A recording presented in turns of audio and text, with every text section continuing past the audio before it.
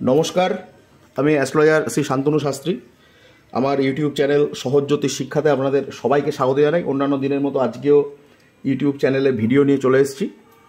করতল সংক্রান্ত ভিডিও, হাতের রেখা কীরকম থাকলে কী ধরনের ফলাফল আপনারা পাবেন সেই নিয়ে বিস্তারিত আলোচনা করছি প্রতিটি ভিডিওতে।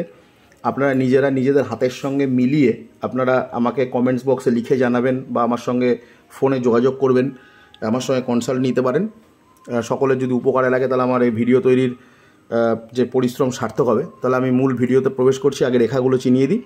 এটা হচ্ছে আমাদের প্রতিবারের মতনই আমি এঁকে দেখাই, সেটা হচ্ছে এটা আমাদের আয়ু রেখা। দেখুন, এটা ডান হাত দেখবেন, আর যাতে এটা বাম হাত দেখবেন। এই যে আয়ু রেখা সি এর মতন প্রধান রেখাগুলো একটু এঁকে নিচ্ছি আগে। এটা হচ্ছে আমাদের হৃদয়, এই শিরোরেখা, এরকম শিরোরেখাটি রয়েছে।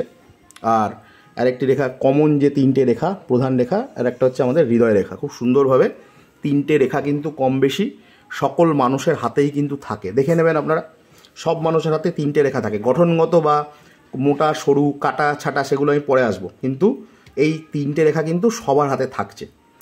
আর 20% লোকের হাতে এই রেখাটি আপনারা দেখতে পাবেন, এটাকে বলা হয় ভাগ্য রেখা। এবং এই চারটে রেখা যদি কোনো হাতে সম্পূর্ণ থাকে, সেই জাতক বা জাতিকা কিন্তু ভীষণ সৌভাগ্যবান হবেন। জীবনে তাদের কিন্তু উন্নতি হবে। তারা যদি প্ল্যান করে পরিশ্রম করেন তাহলে কিন্তু তারা ভীষণ রকম ডেভেলপমেন্ট জীবনে করতে পারবেন। এই ভাগ্য রেখাটা কিন্তু একটা ভাইটাল রোল প্লে করে। খুব ভালো একটি রেখা। এই রেখাটি থাকলে আমাদের ভাগ্যের সহায়তা পাওয়া যায়। অন্য রেখাগুলো গণ্ডগোল থাকলেও ভাগ্যের সহায়তা পাওয়া যায়। আজকে আলোচনার বিষয় হচ্ছে অত্যধিক মানসিক চঞ্চলতা নিয়ে।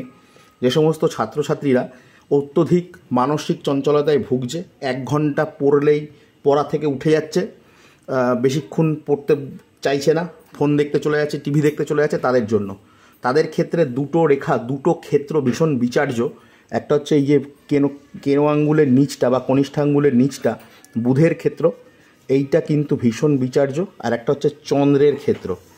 এই দুটো ক্ষেত্র কিন্তু ভীষণভাবে বিচার্য। এই দুটো ক্ষেত্রে যদি সমস্যা থাকে তাহলে কিন্তু সেই জাতক বা জাতিকার কিন্তু মানসিক চঞ্চলতা অত্যধিক রকম হয়। এখানে বিন্দু চিহ্ন, ক্রস চিহ্ন, বুধের পর্বত নিচু, চন্দ্রের ক্ষেত্রেও তাই, ক্রস চিহ্ন, তিল চিহ্ন যদি নিচু থাকে, এবং এখান থেকে যদি এখানে যদি কোনো গ্রিল চিহ্ন বা জাল চিহ্ন বা নেট চিহ্ন তৈরি হয়, এবং এই যে শিরোরেখাটা যদি চন্দ্রের দিকে এরকম বেশি ডিপ্রেসড হয়ে যায়, দুটো ফলাফল দেয়। একটা হচ্ছে অত্যধিক রকম চিন্তা করে এবং অত্যধিক ওভার থিঙ্কিং করে। চঞ্চলতা কিন্তু তাদের নেই, তারা অত্যধিক বেশি চিন্তাপ্রবণ হয়ে যায়। আমি এরকম যদি হয়, আমি সেই সমস্ত জাতক জাতিকাদের বলবো যে আপনারা লেখালেখির কাজ শুরু করুন, দেখবেন আপনারা কিন্তু ভীষণ উন্নতি করতে পারবেন। স্ক্রিপ্ট লেখার কাজ করুন, দেখবেন আপনারা ভীষণ উন্নতি করতে পারবেন। তাহলে আজকে আমার এই ভিডিওটা এই অবধি রইল। পরবর্তী ভিডিওতে আরও নতুন তথ্য নিয়ে আসছি। ধন্যবাদ।